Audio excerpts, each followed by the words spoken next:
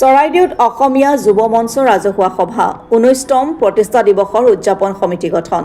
অসম আৰু অসমীয়াৰ হকে বিগত 18টাকৈ বৰ্ষ সংগ্ৰাম কৰি অহা অসমৰ জাতীয় সংগঠন অসমীয়া যুৱ মঞ্চৰ আগন্তুক 19তম কেন্দ্ৰীয় প্ৰতিষ্ঠা দিৱসটি এইবাৰ চৰাইদেউ জিলাত অনুষ্ঠিত কৰিবলৈ আজি সংগঠনটিয়ে সাপেখাতী চাৰিআলি ৰাজহুৱা প্ৰেক্ষাগৃহত এখন ৰাজহুৱা সভা অনুষ্ঠিত কৰে।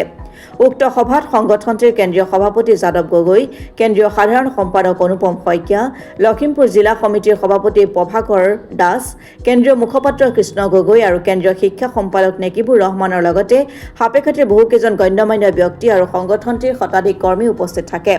সভাত অংশগ্ৰহণ কৰা ব্যক্তিসকলৰ মাজৰ পৰা খগেন শইকীয়াক সভাপতি, লগতে জগত শইকীয়া আৰু অমৃত দাসক যুটীয়া সম্পাদক হিচাপে লৈ এখন 31জনীয়া 19তম প্ৰতিষ্ঠা দিৱসৰ উদযাপন সমিতি গঠন কৰা হয়। আজি আমি চৰাইদেউ জিলাৰ অন্তৰ্গত সাপেখাতী অঞ্চলৰ ৰাজহুৱা ভৱনত অসমীয়া যুৱ মঞ্চ কেন্দ্ৰীয় প্ৰতিষ্ঠা দিৱস 19 সংখ্যক কেন্দ্ৰীয় প্ৰতিষ্ঠা দিৱস অনুষ্ঠিত কৰা হ'ব। এই ৰাজহুৱা সভাতে আমি এখন উদযাপন অভ্যৰ্থনা সমিতি গঠন কৰি দিয়া হৈছে। সভাপতি হিচাপে খগেন শইকীয়া ডাঙৰীয়া আৰু যুটীয়া সম্পাদক হিচাপে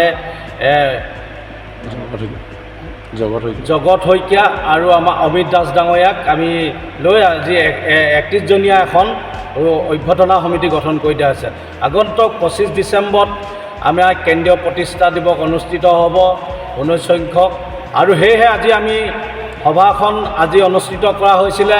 আমি এই সভাতে আগন্তুক দিনত আমি যিকেইটা কাৰ্যসূচী ল'বলগীয়া হ'ব সেই উদযাপন সমিতি গঠন কৰি আমি এটা আমি বিশেষ বাৰ্তা স্থানীয় কেইজনমান ব্যক্তিক সম্বোধনা জনোৱা হ'ব।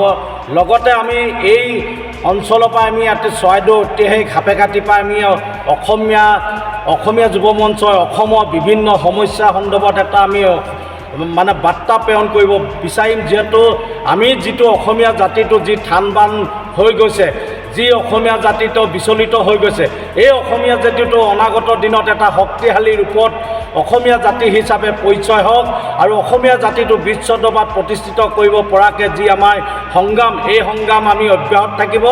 অনাগত দিনত যি হিন্দু মুছলমানৰ যি সংঘাত সৃষ্টি কৰি আছে ৰাজনৈতিক দলবিলাকক, এই বাৰ্তাৰ পৰা আমি প্ৰেৰণ কৰিব বিচাৰিছোঁ যে এনেকুৱা অসমীয়া সমাজখনত বা অসমত এনেকুৱা ৰাজনৈতিক ক্ষেত্ৰখনত যে হিন্দু মুছলমান যি সংঘাত, এই সংঘাত বন্ধ হ'ব লাগে।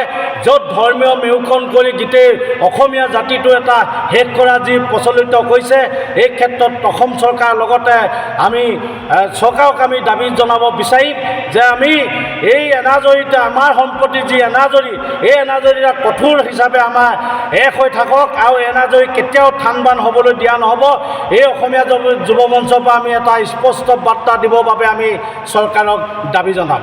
দেখিবলৈ পোৱা গৈছে এটা বেলেগ দফালৈ আহিছোঁ, অসমৰ বিভিন্ন টাউন সমিতিবিলাকত আচলতে পৌৰসভাই যিহেতু প্ৰতিখন ব্যৱসায় প্ৰতিষ্ঠানৰ নাম ফলকসমূহ অসমীয়াত কৰিব গৈছিল, কিন্তু বহু ব্যৱসায়ী প্ৰতিষ্ঠানে এতিয়ালৈকে কৰা নাই। আৰু দেখিবলৈ পোৱা গৈছে পৌৰসভায়ো কেৱল মাত্ৰ অৰ্ডাৰটোহে প্ৰদান কৰিলে, কিন্তু কাৰ্যকৰী একো হাতত লোৱা নাই পদক্ষেপ। কি ক'ব? হয়, এই ক্ষেত্ৰত আমি দেখিছে খিলঞ্জীয়া অস্তিত্ব সংগ্ৰামখন আৰু জাতীয়তাবোধ কাৰণে আমি যি সংগ্ৰাম কৰি আছোঁ, আৰু এই সংগ্ৰাম কৰাৰ কাৰণত আমি চৰকাৰে আমাৰ লগত কিছুমান আলোচনা হৈছিলে যে শিৱসাগৰ জিলাত এটা আলোচনা হৈছিলে যে প্ৰত্যেকটো কাৰ্যালয়ত বা প্ৰত্যেকটো ব্যৱসায়ী প্ৰতিষ্ঠানত 100% অসমীয়া ভাষা ব্যৱহাৰ কৰিব লাগিব বেনাৰতে। সেই সময়তে চৰকাৰৰ বিভাগে যিটো পৌৰসভাই সকলো জিলাতে পৌৰসভাই তেওঁলোকক দাবী কৰিছিলে যে 7 দিনৰ ভিতৰত অসমীয়া বেনাৰবিলাক অসমীয়া ভাষাত লিপিবদ্ধ কৰিব পাৰে। যিসকলে আজি কৰা নাই সেইসকলক আমি, যিসকল পৌৰসভাই তেওঁলোকক লিখিবলৈ তেওঁলোকে কৈছে, অনুমতি দিছিলে, যিসকলে লিখা নাই, মই অসমীয়া যুৱ মঞ্চৰ পৰা দাবী কৰিব বিচাৰিছোঁ, যিসকলক পৌৰপতি বা পৌৰনীতিসকলক দাবী কৰিব বিচাৰিছোঁ যে অতি সোনকালে ব্যৱসায়ীসকলক ব্যৱস্থা গ্ৰহণ কৰিব লাগে। যিহেতু অসমত অসমীয়া ভাষা চলিব, ইয়াত কোনো ভাষাৰ লগত কম্প্ৰমাইজ নহ'ব, ইয়াত কেৱল অসমীয়া ভাষাই ব্যৱহাৰ হ'ব লাগিব বুলি আমি অসমীয়া যুৱ মঞ্চৰ পৰা দাবী জনাইছোঁ।